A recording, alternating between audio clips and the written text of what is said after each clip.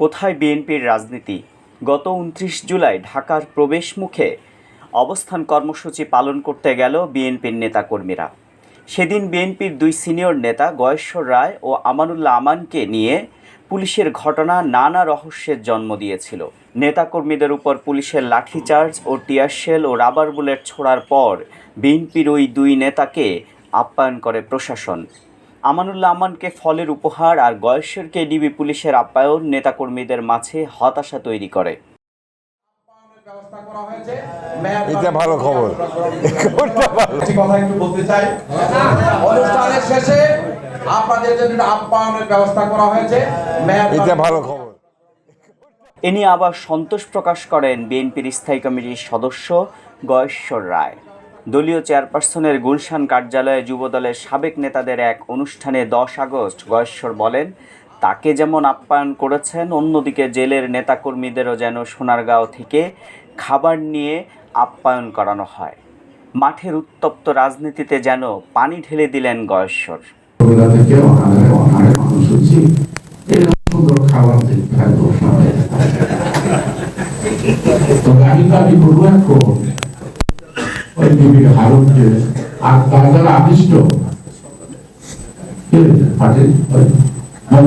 কথা বলতে প্রধানমন্ত্রী প্রত্যেকটা রাষ্ট্রীয়দের জন্য এইভাবে আহ্বান করা হয়।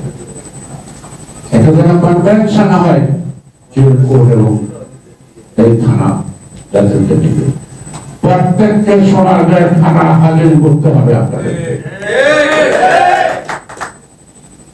তাদেরকে খাবার দেবেন না, কিছু দিবেন না। বাইরে থেকে খাবার দিতে গেলে 200 টাকার নাস্তা দিতে পুলিশকে 1000 টাকা ঘুষ দিতে হয় নাকি? কম্বল দিবেন না, বালিশ দিবেন না, কিচ্ছু দিবেন না। সুতরাং ব্যবস্থাটা যাতে না করে, জানেন আমি একটা গোপন কথা বলি, দুজন আছে শান্তি এবং আমাদের মহাসচিব ওনাদেরকে রাত্রিবেলা বাসায় অফিসে নিয়ে গেল, ডাক্তার জাহিদা ছিল। এই টেবিলের মধ্যে সুস্বাদু খাওয়া দিয়া ওনাদেরকে আহ্বান করার চেষ্টা করছে। ওনারা খাইছে কি খায় না এটা তো আসে নাই। আমি খাইবা না খেয়ে তো আসছে আসছে আমরা খাইছি আমি হারণকে বললাম, পানি খাইতেও সন্দেহ লাগে বেড়াল খাইতে পারে। তোমার কথা তো বলা তোমার কোনো বেড়াল নাই, কিন্তু মানুষ তোমার ভয়ঙ্কর হিসেবে জানি না। তোমার নাম শুনে মানুষ তোমাকে বাজে কথা বলে। প্রায় 1 মাস না যেতেই খাবারের রাজনীতির জট খুললেন আওয়ামী লীগের সাধারণ সম্পাদক ওবায়দুল কাদের। তিনি বলেন, জুস খেয়ে আমান ও কিশোরগঞ্জের কোরাল মাছ খেয়ে গয়েশ্বর চুপসে গেছেন।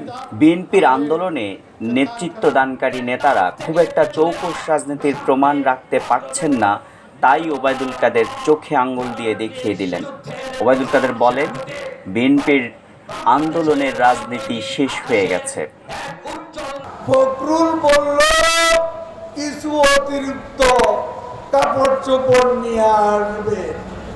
কি করলেন? এসে ঢাকার প্রবেশ পথে অবস্থান নিতে গেলে কোথায় সে অবস্থান?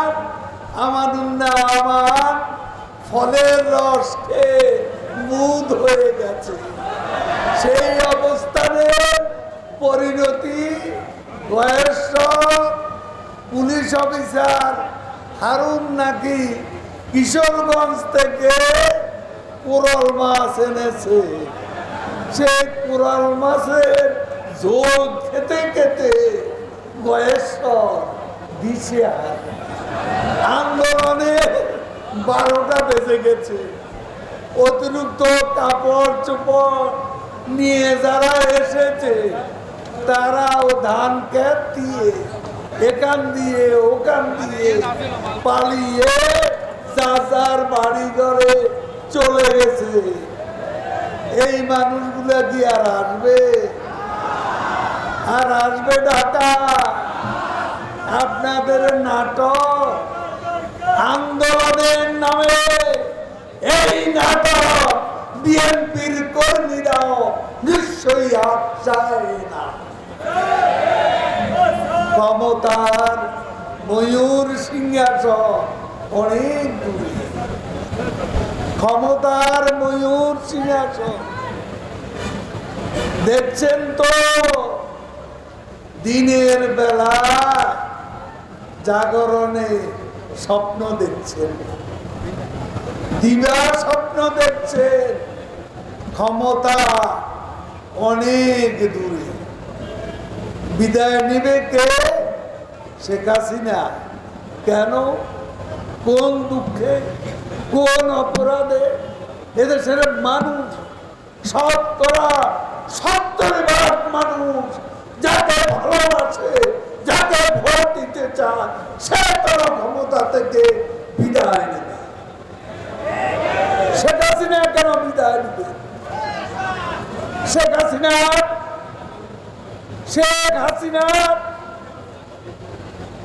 জনপ্রিয়তা 75-এর পর বাংলাদেশে 1 নম্বর জনপ্রিয় লোক হচ্ছে শেখ হাসিনা। বাম রাজনৈতিক দলগুলো বরাবরই অভিযোগ করে আসছে বিএনপি নেতারা তলে তলে আওয়ামী লীগের কাছে বিক্রি হয়ে গেছেন। এই ঘটনা তারই প্রমাণ বলে মনে করছেন রাজনীতি বিশ্লেষকরা। বিএনপি 2014 সালে শেষ দিন পর্যন্ত বৈঠক করেছে, কিন্তু সে নির্বাচনে যায়নি, বিনা ভোটে করেছে। সে তো একটা দায়িত্বশীল বিরোধী দলের কাজ করেনি। 2018 সালে তারা ডক্টর কামাল হোসেনের নেতৃত্বে বাড়ি বসে থেকেছে, বলেছে জনগণ বেরিয়ে আসুন। জনগণ কেন বেরিয়ে আসবে? জনগণের কতটুকু স্বার্থ, যতটুকু তোমার একটা দলীয় স্বার্থ, আর জনগণের ইন্ডিভিজুয়াল জনগণ তো সংগঠিত নয়। তো এখানে একটা দায়িত্বহীন বিএনপি, নামে বড়, একটা ইতিহাস বড়, কিন্তু একটা সম্পূর্ণরূপে দায়িত্বহীন দলে পরিণত হয়েছে এবং নেতৃত্বহীন দলে পরিণত। তবুও আমরা বিএনপিকে গণ্য করি। যে জিনিসটা করছে, যে ওই যে একটা সমাবেশ করলো, নয়াপল্টনে করলো, কি অসাধারণ সমাবেশ হলো, কিন্তু তারপরে গয়েশচড়ায় গিয়ে ওখানে ডিবি হারুনের কাছে গিয়ে খানা খেলো। তো ওটা কোনো রাজনীতি হলো? ওটা কোনো রাজনীতি হয়? তারপরে তো পুরো আগস্ট মাস চুপ করে থাকলো। এরকম করে চুপ করে থেকে তারা ওয়াকওভার দিয়ে দেবে। তলায় তলায় তাদের নেতারা যদি একটা আন্ডারস্ট্যান্ডিংয়ে চলে আসে, তো জনগণ কী করবে? জনগণ তো ভোট দিতে পারবে না, অথচ ডিক্লেয়ার হয়ে যাবে যে হ্যাঁ এতজনে এত ভোট পেয়ে গেছে, এতজনে এত ভোট পেয়েছে, অমুকে জিতেছে, অমুককে। আর এবং কি বাজারে সবসময় চালু আছে যে কাকে কয়টা সিট দেওয়া হবে, কোন দলকে কয়টা সিট দেওয়া হবে। এটা কী ধরনের? এবং এটা চলতে দেওয়া যাবে না। গত 2018-র মতো হতে দেওয়া যাবে না, সোজা কথা। সে 2018-র মতো হতে দেওয়া যাবে না। এমনকি আগামী মাসে তারা তো খুব অগস্ট বাদ দিয়ে বলছে যে সেপ্টেম্বর মাসে সব হবে। তাহলে যে সেপ্টেম্বর মাসে যে কোনো সময় পতন হবে, 30শে সেপ্টেম্বর পতন হবে, তার মধ্যে তো নতুন যদি শিডিউল এসে যায়। এগুলো ননসেন্স। এই ধরনের রাজনীতির কোনো মানে হয়? Why not tomorrow? তারা এটা বলতে পারে না যে আগামীকাল পতন হবে। তারা নয়াপল্টনে যে সমাবেশ হয়েছিল তারপরের দিনই হরতাল দেওয়া উচিত ছিল, এবং সে দিলে পারে সে সারা দেশে এক ধরনের সাংগঠনিক একটা পরিস্থিতির সৃষ্টি হয়েছিল, কর্মীদের ভিতরে জোয়ার সৃষ্টি হয়েছিল। তো তারা এমআর আমিন, হালচাল, ঢাকা।